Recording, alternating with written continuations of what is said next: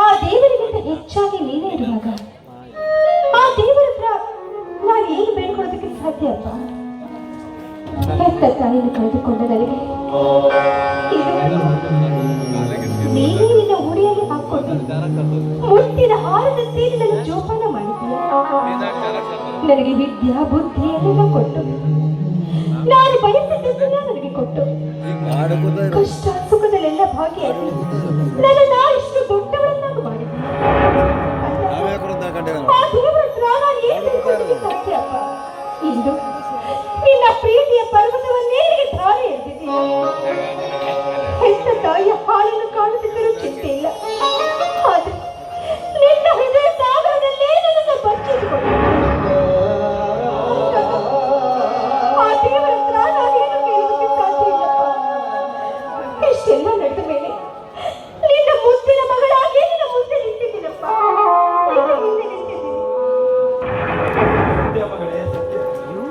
ನಿನ್ನನ್ನ ಮುದ್ದಾಗಿ ಬೆಳೆಸಲು ಒಂದೇ ಒಂದು ಕಾರಣ ಇದೆಯಮ್ಮ.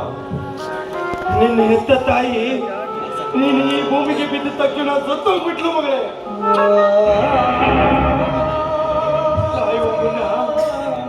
ನನ್ನಿಂದ ಒಂದು ವಚನ ತೆಗೆದುಕೊಂಡು ಹುಟ್ಟೋ ಮಗು ಗಂಡಾಗ್ಲಿ ಹೆಣ್ಣಾಗ್ಲಿ ಕಾಣುವವರ ಕಣ್ಣಲ್ಲಿ ಕೀಳಾಗದೆ ಕೈಗೊಟ್ಟುವ ಮಕ್ಕಳಾಗಬಾರ್ದು.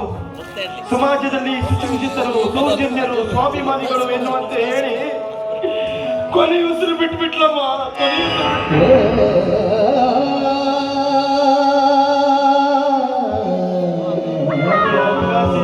ಹೆಚ್ಚು ಹೆಚ್ಚು ಗೂಡಿನ ಎಚ್ಚರ ವಹಿಸಿ ಚೊಕ್ಕಾಗಿ ಚಿನ್ನದಂತೆ ಬೆಳೆಸಿದನಮ್ಮ.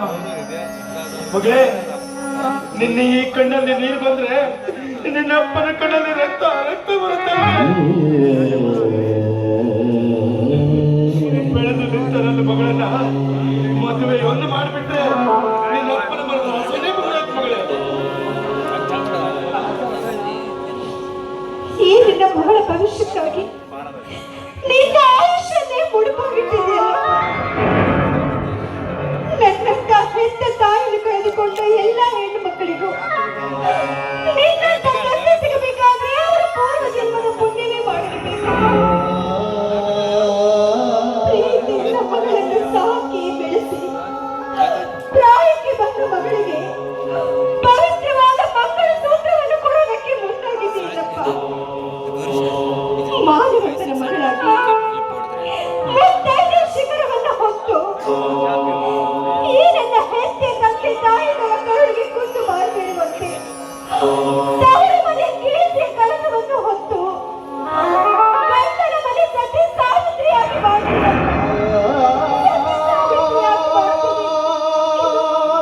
ಇದು ನಾನು ಕೊಡ್ತೇನೆ.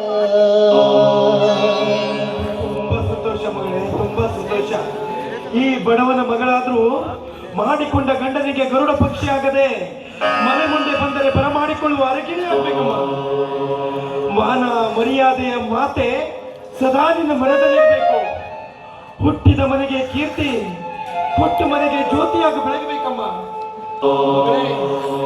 ಹೊಟ್ಟೆಗೆ ಹಿಟ್ಟಿಲ್ಲದಿದ್ರೂ ಪರವಾಗಿಲ್ಲ, ಘನತೆಯ ಮಾನ ಮಾತ್ರ ಬಿಟ್ಟುಕೊಡ್ಬಾರ್ದು. ಕಟ್ಟಿಕೊಂಡವನಿಗೆ ಗಟ್ಟಿ ಬಂಗಾರವಾಗಬೇಕು, ಅಕ್ಕಪಕ್ಕದವರಿಗೆ ಹಾಲು ಹಣ್ಣಾಗಿ ಪ್ರೀತಿಸಬೇಕು.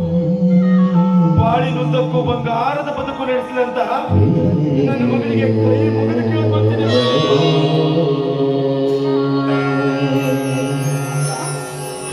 ನಾನು ನಿನ್ನ ರಕ್ತ ಹಂಚಿಕೊಂಡು ಹುಟ್ಟಿದವಳಪ್ಪ. ನಿನ್ನ ರಕ್ತವನ್ನು ಹಂಚಿಕೊಂಡು ಹುಟ್ಟಿದವಳು. ನಿನ್ನಂತೆ ಸ್ವೇಚ್ಛೆಯಿಂದ ಬದುಕಿ ನಿನ್ನ ಹೆಸರಿಗೆ ಯಾವುದೇ ರೀತಿ ಕಳಂಕ ಮಾಡದಿರೋ ಹಾಗೆ ನಾನು ನೋಡ್ಕೊಳ್ತೀನಪ್ಪ.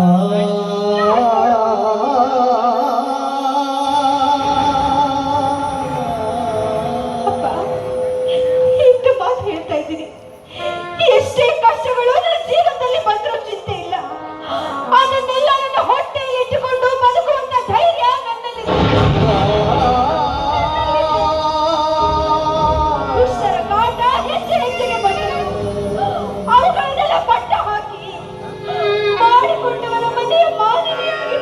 ನನ್ನ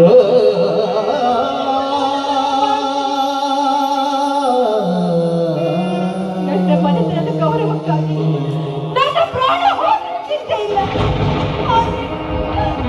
ಆದ್ರೆ ಸತಿ ಸಾವಿತ್ರಿಯಾಗಿ ಈ ಬದುಕನ್ನು 3 ದಿವಸದ ಸಂಖ್ಯೆಯನ್ನು ಮುಗಿಸ್ತೀನಪ್ಪ. 3 ದಿವಸದ ಸಂಖ್ಯೆಯನ್ನು ಮುಗಿಸ್ತೀನಿ. ಇದು ನಾನಿಗೆ ಕೊಡ್ತಾ ಇರೋ ಭಾಷೆಯಪ್ಪ. ನಿನ್ನ ಪಾಲು ನಾನು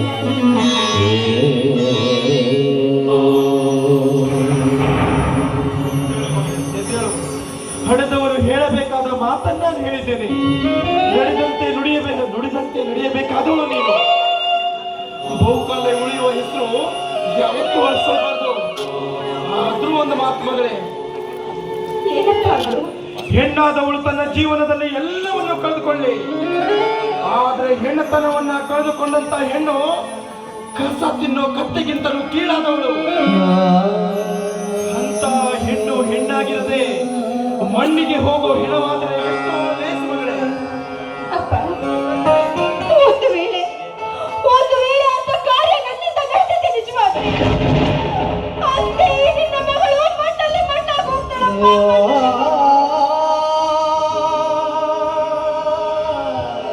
ತುಂಬಾ ಸಂತೋಷ ಮಗಳೇ.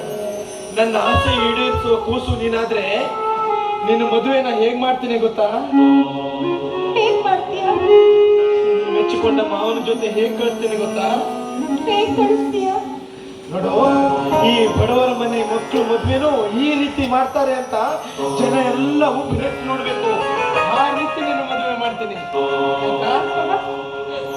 ನನ್ನನ್ನ ಮದುವೆ ಮಾಡಿ ಕಳ್ಸ್ಕೊಟ್ಬಿಟ್ರೆ ನಾಳೆ ನಿನ್ನೆಲ್ಲ ಯಾರಪ್ಪ ನೋಡ್ಕೊಳ್ತಾರೆ? ನನಗೆ ಅಂತ ಇರೋನು ನೀನು, ನಿನಗೆ ಅಂತ ನಾನು.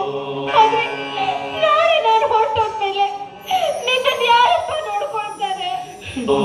ಮಗಳೇ, ಹೆಣ್ಣಾದವಳು ನನ್ನ ವಯಸ್ಸಿನ ಪ್ರಕಾರ ಯಾವ ಮನೆಗೆ ಹೋಗ್ಬೇಕು ಆ ಮನೆಗೆ ಹೋದ್ರೆ ಚಂದ. ನೋಡು, ನೀನು ಆಗಾಗ ನನ್ನ ನೋಡ್ಲಿಕ್ಕೆ ಬರ್ತೀಯಲ್ವಾ? ಬರ್ತಾ ಇರ್ಬೇಕು.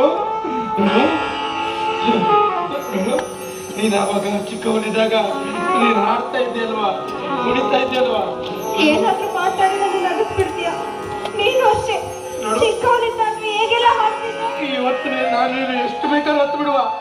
ಮದುವೆ ದಿನ ನೀನು ಅಳಬಾರ್ದು, ನಾನು ಅಳಲ್ಲ. ಆಗತ್ತ ನನಗೆ ಮಾತು ಕೊಡು.